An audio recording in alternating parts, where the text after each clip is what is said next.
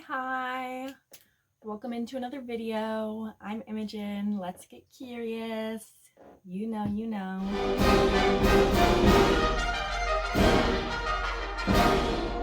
So, this is the follow-up video to the fantasy video that I just put out, where instead of fantasy, I'm going to be reading sci-fi, which is another genre that I simply don't read a lot of. Last year, I listened to Dune and then Dune Messiah. I really liked both of those. I tried to listen to Children of Dune, and I couldn't get into it. It was way...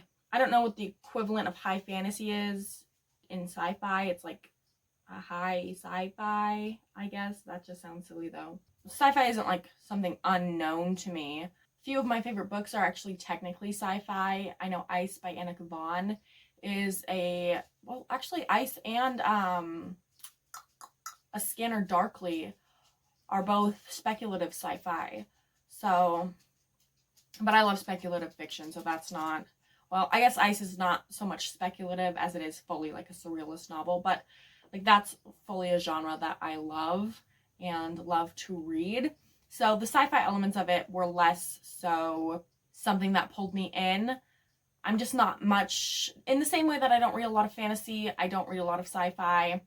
I do think that if you were to just ask me on any given random day which I preferred, sci-fi or fantasy, I would probably say sci-fi, just because sci-fi is a little bit more grounded in reality generally. It's based on a science, you know, it has more rules to it. One thing I do find when I read sci-fi is I don't like it when it veers too much into the realm of fantasy. If it's going to be a fantasy book, just go all the way. I don't like when a sci-fi kind of breaks its own rules. There's this series that I really love. I'm actually rereading it right now, not in relation to this video. It's a young adult sci-fi series, Michael Vey series by Richard Paul Evans.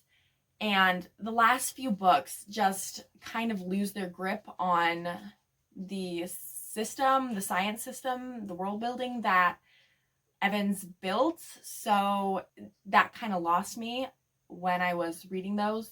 I still like them, and I'm reading them right now. Okay, I'm gonna get into the TBR for this. So I've got Annie Bot by Sierra Greer, and that one is a dystopian sci-fi. I have This Is How You Lose the Time War by Amal El Motar and Max Gladstone. I believe that one's co-written. If I'm gleaning correctly from the knowledge that I have of this book, I believe that one's co-written. So El Motar and Gladstone both wrote the book together. Then I have another Brandon Sanderson pick because I said I was going to give him another shot. And I have Skyward because this is what it was marked on Goodreads as a sci-fi series by him. I don't know if I'll read the full series. We will see. Then, it's also young adult, which I said I didn't love about the last book with Sanderson's writing. So I don't know totally if I'll love this one. But I said I wanted to give him another shot, and here's me giving him another shot. Then I have Annihilation by Jeff Vandermeer, and I've watched the movie that this was adapted into or adapted from, and I loved it. It's such a great movie. I'm very interested in reading the book. Beautiful cover also, or at least the edition that I have has a beautiful cover. So, and then for my classic pick, I have Stranger in a Strange Land by Robert A. Heinlein. I don't know why this book is so familiar to me. Obviously, like, it is in some way a classic, so I'm sure that's part of it, but maybe it's because my dad is really into sci-fi, and this is a book that he really likes or something like that. I don't know, but this book, I'm like, Stranger in a Strange Land, something about this, like, niggles at me. Like, it gets in my brain. Like, I don't know, but I'm super excited to read this one. Also a really cool cover, and I love reading classics that aren't just like classic lit. It's really a good way to open up avenues for myself. I did, of course, tragically read 1984, which is a classic sci-fi. Technically, it's a dystopia, which is, of course, its own a branch of sci-fi. And I hated that book. I hated it so much. So, but that, I don't think that had anything to do with it being a sci-fi. I think that had everything to do with how it was written. So I will give you guys an update. Annie Bot is first. It's going in the order that I gave them to you. So we'll be going Annie Bot, This Is How You Lose the Time War, Skyward, Annihilation, and Stranger in a Strange Land. So I will give you an update when I am finished. Okay, this is my second try because my recording just stopped. I don't know why. I finished Annie Bot. I really liked it. I gave it 4.5. It's a very similar book to one of my favorite books of all time, Clara and the Sun. Basically, like, all of the theming in the book is exactly the same, like the ideas of personhood and ownership and all of that. Annie Bot just has a feminist twist to it. So I was probably already going to like this book unless, you know, the writing turned out shit, which it didn't. So this book was already going to probably be up there for me. I didn't love the ending, so that's why it's only a 4.5 instead of a 5-star. The ending of Clara and the Sun is one of the greatest endings of any book that I've ever read. And, like, I have to think about that ending all the time. When I think about Clara and the Sun, I think about the ending of that book and just how well done it was. The ending of Annie Bot was good. It wasn't great. It was, I don't think I'll be thinking about it all the time unless I'm thinking about it in comparison to Clara and the Sun. But I really liked the book before the ending, so I didn't have any qualms with it before that. So I started reading This Is How You Lose the Time War. I'm probably about 100 pages in. It's not a very long book. It's really more of a novella than it is a novel. So, you know, I'm not too worried about getting it finished. I should have it done by today, actually. And I don't love it. I didn't really know what the book was about before. It's been on my TBR for a long time because of just the situation of how it blew up. Like, it was the reason this book became popular is because of a Twitter post, basically. And, you know, I had really high expectations for this book, and they're just not being met. The prose is so purple. It's like, it's a really big slog, and I will tell you, I have been physically cringing during this book, which I don't know. I mean, I can't say, oh, I don't know when the last time I did that was. Probably in the last video that I did in the fantasy readings, I was physically cringing during those books, or some of those books. But I was physically cringing during some of this because this book is very, like, poetic, but it's very try-hard. And often the metaphors don't make a whole lot of sense, or they seem forced. And like I said, the prose is so purple. Like, it doesn't really allow any form of movement, any breathing in the story. It's just all of this, like, poetic prose to the point where it's, like, so stuffy. And then the tone is really weird because you'd expect it if this book is very, like, of this poetic, beautiful, everything. But no, there's, like, a ton of parentheticals, which is just a pet peeve of mine.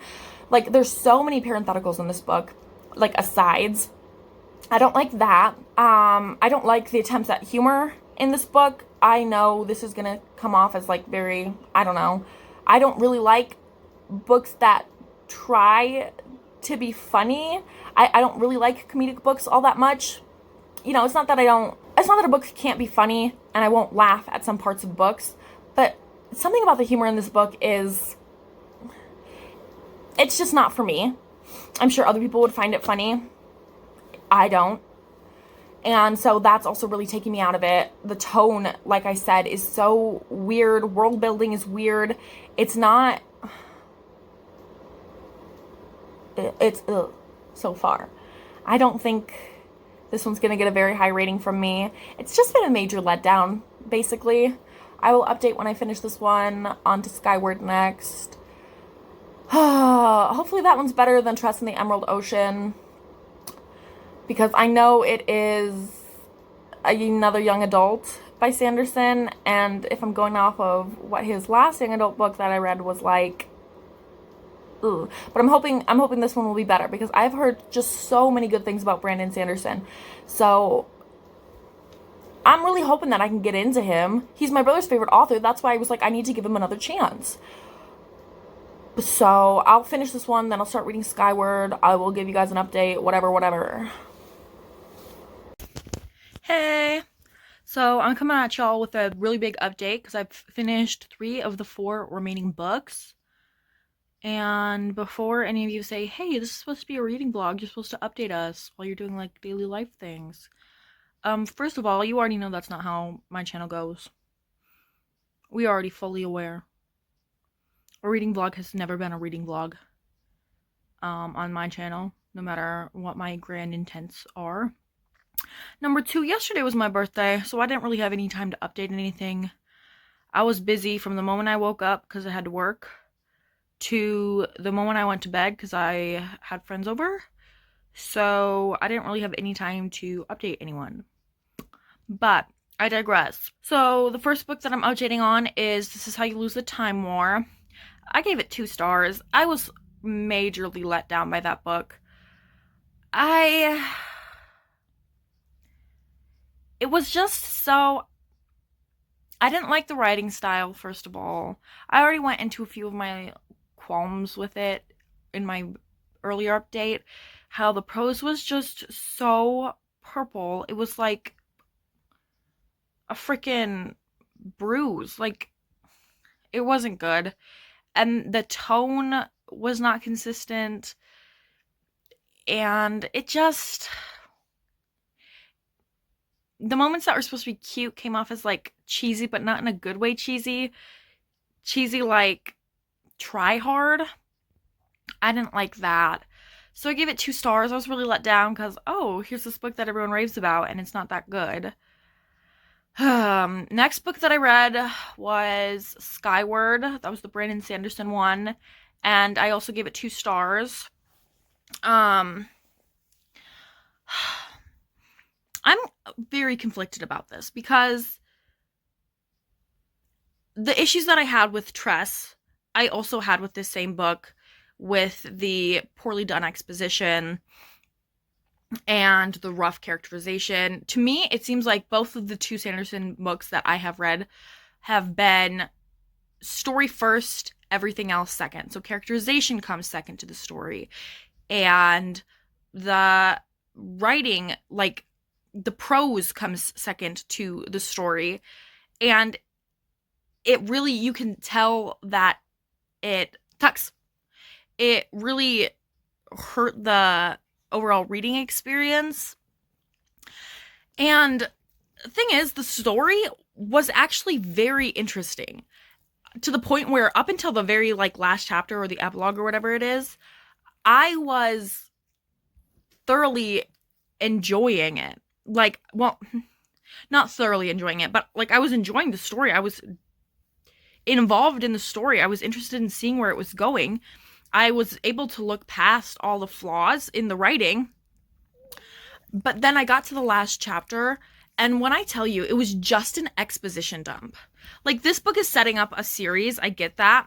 But the thing is, we could have left it at the chapter prior to the epilogue or whatever, left it with a bit of a cliffhanger, and then allowed that exposition to be more seamlessly put into the next novel, instead of throwing it all into an epilogue. All of this shit that you do not know, that we're looking for answers for, we don't have any answers for, and now it's just been added to a last chapter. It did a really bad job of wrapping up the book. I was considering reading the rest of the series and then I read that last chapter and I was like, no, I don't, no. I just, if I am to give Sanderson another chance, number one, it will not be a young adult novel. And number two, it will be a high fantasy. Because I just feel like that is what his works, the best works of his, are like associated with, right? Is his high fantasies.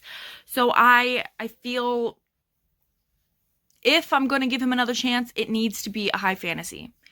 It needs to be somewhere where he's not going to be trying to do like comic relief all the time, and he's just going to really put more effort into the fully world building. I said in my when I read Tress in the Emerald Ocean or Tress in the Emerald Sea, I loved the world building in that. I thought it was one of the best parts of it. But for Skyward, I thought that the world building kind of fell flat because there were so many elements of it that just didn't really fit together. You're like, okay, I was just left wondering about the world that we lived in. And I get that it is a series, and I'm sure that some of the questions that I had will be answered, but I feel like really key important things to the story did not get answered, and instead were sort of set aside in order for Sanderson to add random bits here and there that didn't really add much of anything to the book. And this book is 513 pages. That is a long book. We've already been over this. If your book is going to be over 350 pages, you need to justify to me, the reader, that this book is worth being that long. And this book did not do that. This book was too long for its own good. There was too much random detail added in it that didn't add anything to the reading experience, that took away from the reading experience.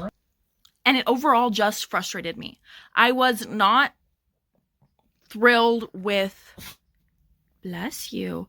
I was not thrilled with the way this book was written. So if I give Sanderson another shot, we will see if I do that. I might read Mistborn. I might read the first in that because I know that's like his most famous series of all time. And I believe it's a high fantasy. I just cannot read another Sanderson young adult novel. And then the third book that I read, that I just finished, I finished today, was Annihilation. And I gave this one 4 stars. I really, really enjoyed it. I thought it was just interesting from start to finish, which is not hard to do because this book is the shortest of the bunch, being only 195, being 195 pages long, which is extremely short. I think the last book that I read that was under 200 pages that wasn't a children's book was Kim Ji-young. And, you know, sometimes being shorter is better. There wasn't a bunch of needless detail added to this book. The detail that was added helped build the world, helped the reader understand what the main character, the narrator, was going through and experiencing. But also, this one's also in a series. I don't know if I'm going to continue with the series, but it helped open up the world more, and the bits that were not elaborated on added to the suspense. This book's also a horror thriller, so I felt like it was really, really well done. So yay for this one. I am not disappointed in this book. I'm about to rewatch the movie because if memories I watched this movie like maybe a year and a half ago, maybe 2 years, I'm not sure. But I'm fairly sure the movie is quite different than the book. So I want to just see how everything lines up to that. And right now, I just started Stranger in a Strange Land. I have the unabridged version. I read the preface at the start. It was very cute, very sweet. I'm very excited to read this one. I still do not know why it sets off like a sleeper agent reaction in my brain when I hear Stranger in a Strange Land. I'm like, I do not know, but hopefully when I read, I will understand why more. And I will update you when I finish that one or whether I have something to say about that one. And that's all for now. Okay. I just finished rewatching Annihilation, and I was right. It is nothing like the book. Essentially, it is a separate entity from the book. Like, two completely different stories. The only things that are the same are basically that there's this like brand new environment that's encroaching on our regular environment, and there's a lighthouse and a biologist. That's basically the only things that are the same. I'm not saying that one is better than the other because the adaptations are so different. It's very hard for me to judge them as one single entity. Both are great. I had a thought though at the end where I was like, basically the entire movie was just set dressing for the last scene, which is a phenomenal scene, by the way. Really, really well done. The one thing that I will say about the movie is I feel like it could have done more with the source material. I'm not one of those people who's like, oh, it changed something from the book, so it can't be good. I think that if it's going to be an adaptation, there's obviously going to be some changes. And as long as those changes make it a good product, I don't care. It doesn't need to be one-to-one. It's an adaptation, but things are not going to be one-to-one from the screen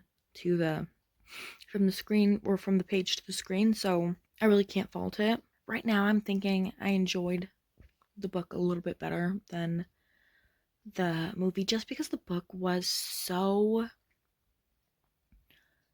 it's a super short book, so it's so, like, everything is perfectly executed in the book. And in the movie, it felt like because they were adapting some things, they wanted to keep those things in there, but so much was changed that really they should have just gone with a new story, basically. And so it made things just a little bit fuzzy, especially in world building wise. But no, both are very good. But when I started reading the book, I was like, this isn't like the movie at all. What's going on? So I was like, am I just crazy? Did I not remember that movie at all? But no, I remembered it. I better get to sleep now. I have to drive tomorrow. But peace. I'll check in when I have something more to say. Hi! I'm actually gonna do a little bit of a vloggy thing right now. I have some Inca Cola here, and then I have some dulces peruanas. And I'm gonna taste test them while I go and do my update for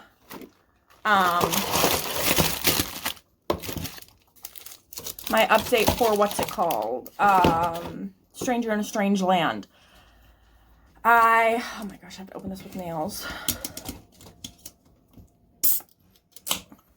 So I am about 3/4 of the way through Stranger in a Strange Land.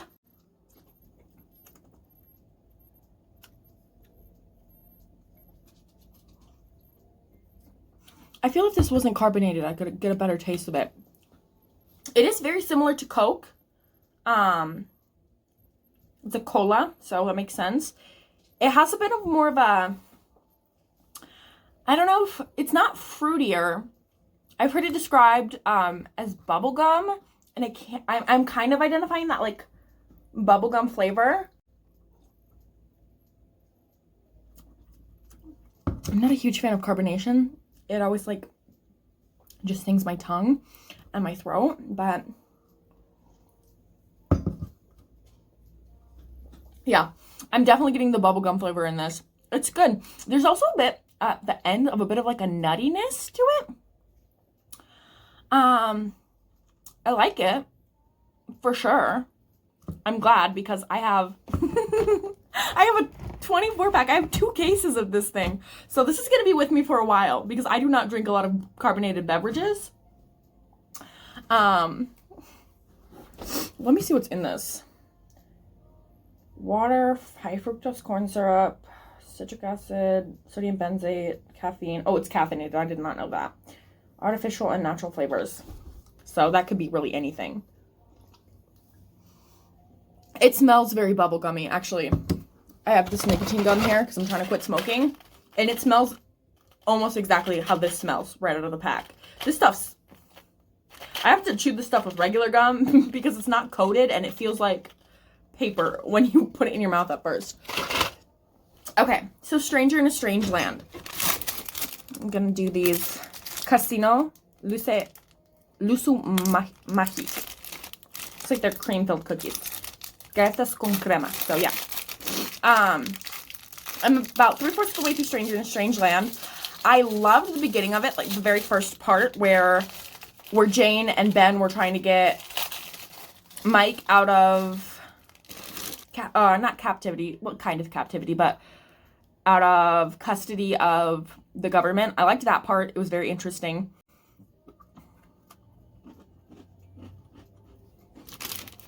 What flavor is that? Sabor a Lucima. I don't know what Lucima is.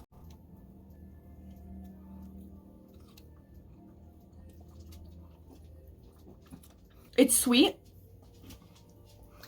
Almost vanilla. This is good. It's really good.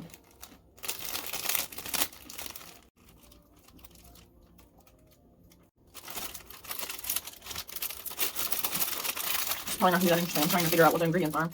Harina, azúcar, grasa vegetal. See, Lucima. I don't know what that is. And that's what's the flavor, I think. I'll have to look that up. I really enjoyed the first part of the book. This book is a lot more. It's very philosophical. What's the word? There's a word that means like make you think. That's what this book does. In a way that I wasn't expecting. I was kind of just expecting a straightforward sci-fi, but that's not what it is. Not that I'm upset by that or anything. I actually enjoy it more. Next, I'm trying these Field Cuacua.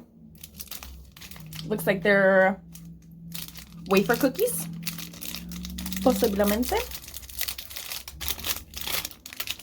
There's so many sweets here. Okay. It's a pretty basic wafer. Nothing too special. In the second part, it slows down a lot. And I like... So this thing does what... Not this thing. This book does what a lot of... I'm going to compare it to The Once and Future King. Specifically Sword in the Stone, because that's the only one I finished. Because it doesn't really have a plot. It's just a lot of adventures compiled in one book. I'm hoping that we're going to be building towards one main goal, and I believe that's where we're at. Really, the main conflict in the story is Michael Smith, trying to grok, which... Okay, so if you're familiar at all with my Blue Sky presence, which most of you probably are not, this is going to be like a 0.01% of my YouTube audience. But if you're familiar with my Blue Sky presence, my display name on that app is Has Anyone Fed the Files to Grok? Because of this stupid Joe Rogan quote, or this Joe Rogan tweet, where after the JFK files came out, he's like, has anyone fed the files to Grok? I didn't know that this book is where the origin of grok comes from. I am obsessed with saying to myself, I don't grok this. It's so funny. It's such a fun word. So, shout out to Heinlein for that. Oh, this is a lot crunchier than expected. Yeah, I really like this one. All of the sprinkles make it really crunchy. And then there's this, is there cream in between, or did I just accidentally bite into 2 cookies? Okay, so I just bite, bit. I just bit into 2 cookies, but it's basically just a cookie with chocolate around it. But then the sprinkles add such a crunch. It's very satisfying. I love crunchy foods. I'm becoming more interested in reading classics because I like seeing how classical works are alluded to in other works that I'm more familiar with. This book is very influential in several ways, especially in the sci-fi space. And you can see it just with the term grok, right? Like Elon Musk clearly liked that word. And now I'm so curious, has anyone fed the files to grok?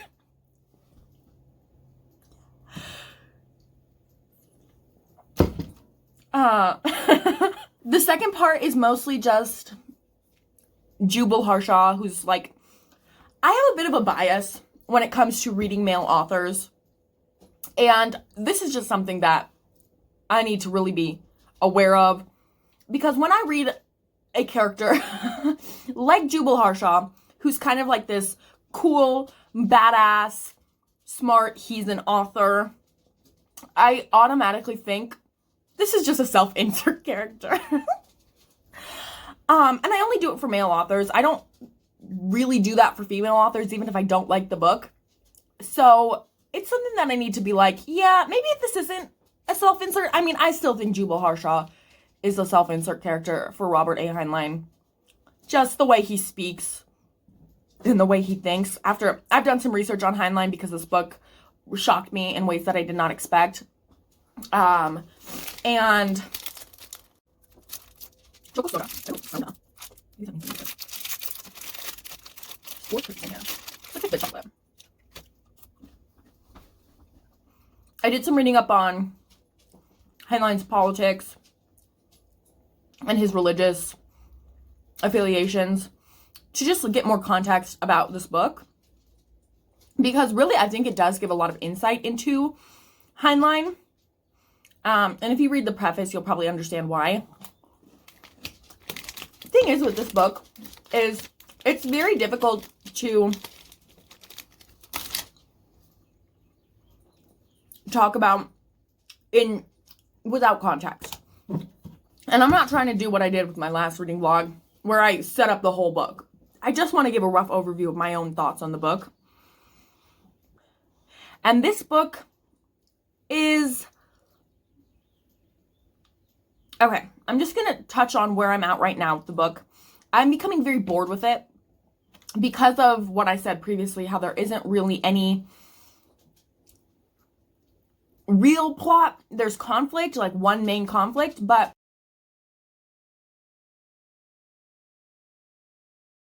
I'm not disliking the book. I'm not loving the book either, mostly because, and this is going to come as a huge shock and surprise to everyone, I'm not a fan of how Heinlein discusses women in this book. I was mostly like putting it off and ignoring his misogyny because this book was written in the 60s. I do not expect anything from anyone, male or female authors, at that time period to have really revolutionary female characters. If they do, I think that's exceptional, and I would be more inclined to read a book like that, and I would enjoy it much more. I just finished The Woman Destroyed by Simone de Beauvoir. Obviously, that's a huge feminist work of art, right? A classic piece of feminist literature. I do not expect every book, especially by a male author, and especially in the sci-fi genre, which was at this time an extremely male genre. It doesn't matter that a woman created the genre. This time period was just sci-fi was a male-dominated space. I'm not expecting any revolutionary feminism from it, right? The people who were reading sci-fi, mostly men, you didn't get anything. Really, like, so the female characters, there was one scene, I think I think I'd be less puritanical about this book and its views on sex if it wasn't for Heinlein's misogyny and how he treats female characters. So this one scene, Jill, one of the main characters, she's talking about how she enjoys having her body viewed by men. And that in itself is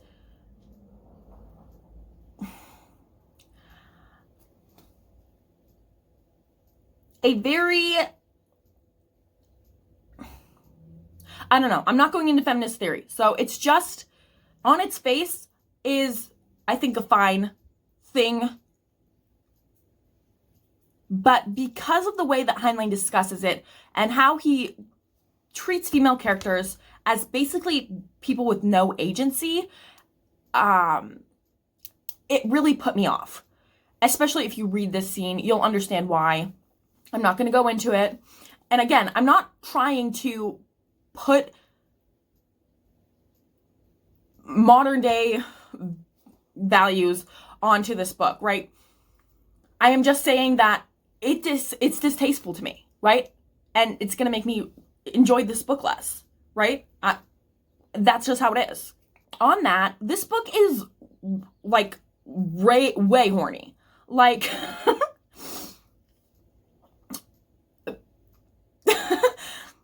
I think that provides insight into Heinlein as well, and his views on sex and sexuality.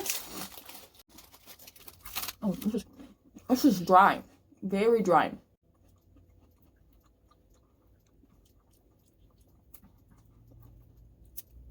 Oh, it's not even a cream in the middle. It's just 2 cookies. That's why it's so dry. I was expecting a cream. I actually don't dislike this. It sort of has a fruity flavor. The cookie sort of has a fruity flavor to it. Yeah, it's kind of nice. Galletas sabor y vainilla bañadas con pasta sabor chocolate. So, maybe banana flavored? It's not bad. I don't usually like banana, but it's very subtle. I was talking about Heinlein and sex and sexuality. Yeah, I don't know. That's basically what the whole third part of the book is about. So the first part is Michael being freed from custody from the government. The second part is about Michael learning human culture with Jubal at Jubal's estate or his castle and becoming more of like a legal citizen of the earth. And the third part is Michael and Jill on their own, and it's super horny. Like, and I do want to say there are some parts that I skipped here. Number 1, because they were boring. And number 2, because they were distasteful. There is specifically, this is going to be a very touchy scene, but there's specifically a scene where Jill and Michael are talking, and she's like, yeah, 9 times out of 10, it's a woman's fault that she gets raped, or partly a woman's fault that she's been raped. And so, yeah, that's probably like, we don't know. Absolutely not. No. But even though it is slightly distasteful to me, I don't want to stop reading the book because I do find it keenly fascinating, especially as an insight into Robert A. Heinlein, who I did not know anything about this man before. And I started reading, and what flavor is this? This is also bañada, but it's much more potent. Evitar su consumo excesivo. Do not eat these in excess, you guys. I don't plan on it. I don't really like these ones. That banana flavor is just too strong. Oh my gosh, I need to stop cutting in between eating and talking about this book because I forget what I'm talking about. Oh yeah. I don't dislike the book. Like I said, I find some parts of it distasteful and it makes it difficult to read. But I don't want to stop reading it. I want to continue. So this next part is going to be about Michael becoming a preacher. I stopped at the 4th part. And again, I find that very interesting. I read somewhere that this book was a satire, and I am a little confused about that because I'm not sure exactly what it's satirizing. And I don't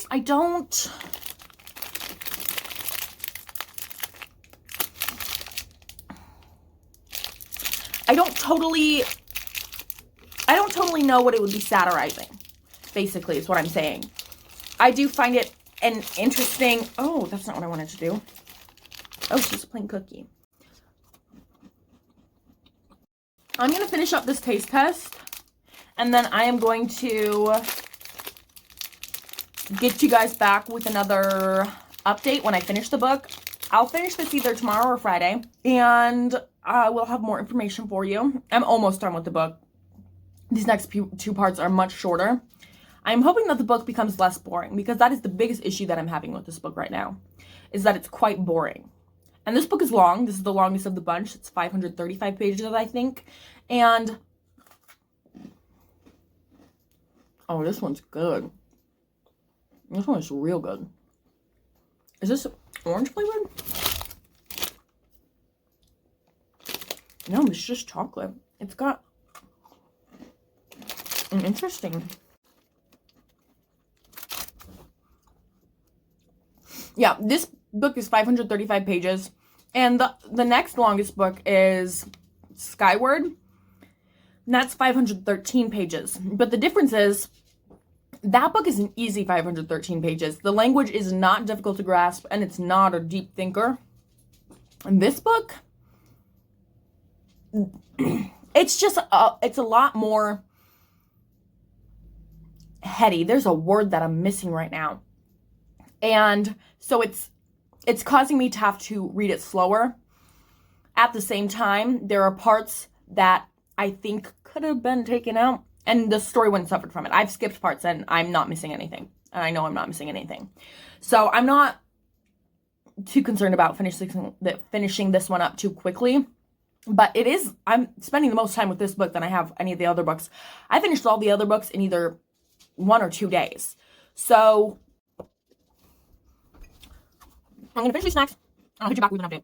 But first we have to try this one, this one, this one, and this one. I ordered these treats as a birthday present for myself because this is orange flavored. I'm rereading the Michael Vey series.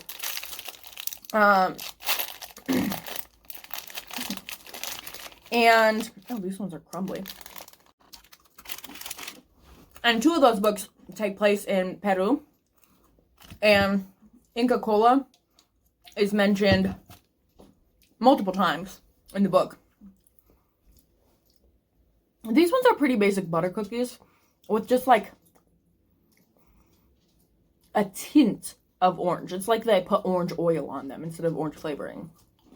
Not bad. You can smell the orange more than you can taste it. Okay. Inca Kola is mentioned multiple times in those books. And I was like, I really want to try it. That's where I heard that it tastes like bubblegum. It is good.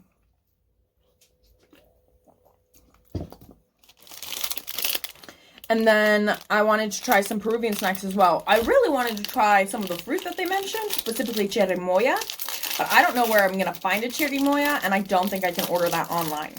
Or I can, but not from Amazon. Oh my gosh. I think this one's like a cake, like a Debbie cake. My goodness. Okay. No, this one's my least favorite. No, I don't like that one. No. Not for me. If any of you know where I can find a chirimoya, put that in the comments. Because I'm trying to try some chirimoya. This one is called sublime or sublime. In Spanish, that's how you say it, sublime. Looks like this one is chocolate con leche con mani. I don't know what mani is. Maybe mani means, is that almond? Looks like that's almond. I usually don't like nuts, specifically. I don't love almonds. I'll eat almonds. I do not love them. I just took a bite of the chocolate. I didn't even get the almond. That chocolate is nothing to write home about.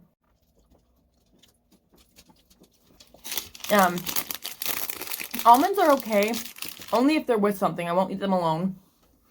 I do love pistachios and macadamia nuts because I love that they're like very light and they just pop so nicely in your mouth. I love them. I will not eat walnuts or pecans or any of those waxy nuts. I hate the way that they feel in my teeth. I absolutely hate it. And I despise peanuts. They make me sick. Not like allergic reaction sick, but like they just... And I don't know why it is about peanuts. I don't like them. I like peanut butter, but I don't like peanuts. It's just something... No. Peanuts are not for me. Again, I love peanut butter. But... And almonds are somewhere in between because, again, I will eat them. There's these almonds that they have at this place down in Keystone that are like Bavarian almonds. And I love those. I'll eat them by the handful. But almonds on their own, I think it's that same like waxy texture in my teeth that I just don't like. And yeah, almonds is not for me. Last one I have is this triangulo.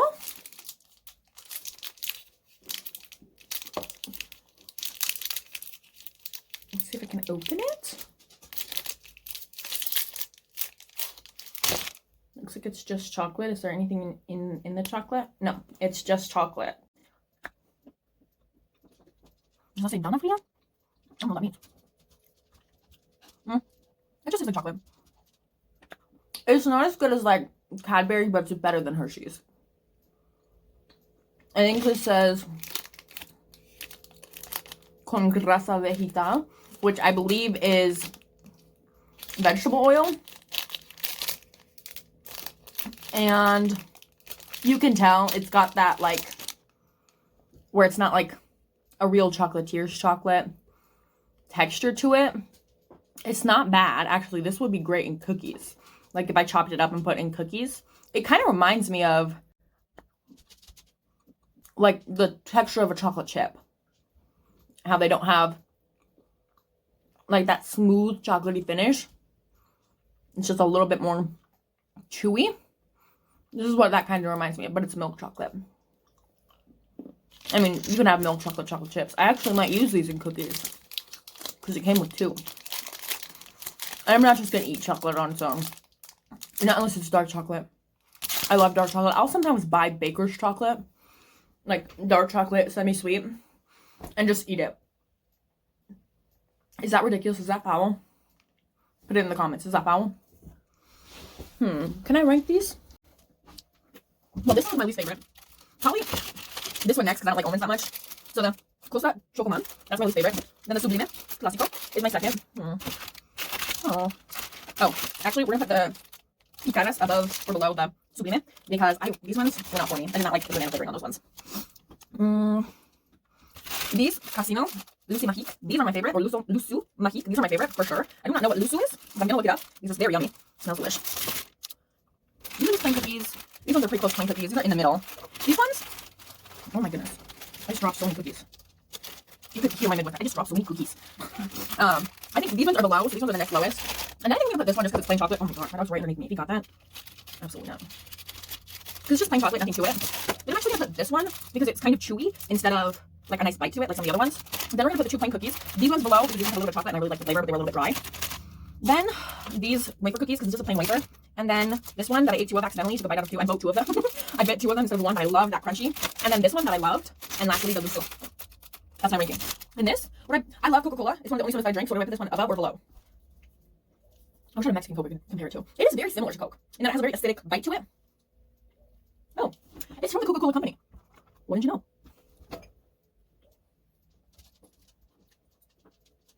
I don't know. I think this, it's good, but it's not as good as a Mexican Coke, but it's better than American Coke, except for vanilla Coke, which is the best Coke. A little bit of vanilla extract in a Mexican Coke with a little bit of dark rum. That's a good drink right there. I went on for a lot longer than I was planning to. But I'm Jay chillin'. Hopefully I can edit this bitch down. And I'll update you when I have finished Stranger in a Strange Land, or if there's more that I want to talk about. Peace. So I'm just now realizing that should I get a page boy? No, I'm growing my hair out. I'm just now realizing that I never made an update for Stranger in a Strange Land, which I finished like a week ago. Yeah. So this isn't gonna be like my off-the-cuff thoughts because I finished it like a week ago, but I ended up giving it like 2 stars, I think. I was so disappointed. I want you guys to know I loved the beginning of this book. I thought it was so interesting. I loved that it was more than just not more than just a book, but like it had some deep like philosophy added to it. But in the latter half, specifically parts 4 and 5, it got really horny in a very misogynistic way. You know that I don't stand for misogyny. I hate that shit. And, oh my gosh, that was a really loud smack. And it got so boring. It was extremely boring. I literally compared it to 1984 in that it was just the same thing repeating over and over and over again. I was wondering when it was going to have something going on, but it was really mostly just like people monologuing, which to me does not make an interesting book. I don't mind monologuing as long as there's some plot going around it, but there was no plot. It was just a series of incidents, which no, I did not enjoy that. And I was upset because even though I didn't like love everything that Heinlein was saying throughout the book, I thought it was really interesting. It made me think, at least, and I love when a book makes me think. So I was just pissed off at that. It was a major letdown. And there are a few things that I cannot stand with books. It is when they are boring and when they think that they are smarter than they are. I don't think that this book is the latter, but it was definitely the former. And it just made me mad. I was like, there could have been a good book there, is the thing. There could have been, if there had been more, I don't want to say effort, but more, I don't even want to say time either, but something else needed to be done to add more conflict into the novel. There was some conflict, but mostly at the latter half, it was just people being horny. And then some people being like, I'm uncomfortable with this. And then people going back and being like, oh, you know what? It's fine. And I'm like, this is not a good book. I'm frankly not interested.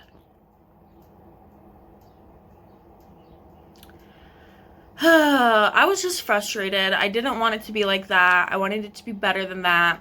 I wanted to enjoy this book. And I didn't.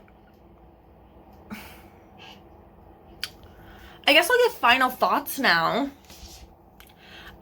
This book was not, or this video was not as, I'm gonna go out on a limb and say this video is not gonna be as interesting as the last one, because the books that I read in this one were either good or bad but boring bad. Like, not fun bad, like the books that I read for the fantasy video. They were just boring. I didn't really find any standouts. Wait, what did I read for the third book? Oh, Annihilation. Annihilation, I would say, is a standout. I would say Annihilation was the best one that I read. I read Annibot. Oh my gosh, was 3 out of the 5 books that I read bad? Is that better than last time? I think that's the same as last time. So I read Annie Bot. I read This Is How You Lose the Time War. I read Skyward. I read Annihilation. And I read Stranger in a Strange Land. Annihilation was definitely the best. I went through, I'm pretty sure I said this earlier in an earlier update, but I went through and I listened to the rest of the trilogy and I loved it. So good.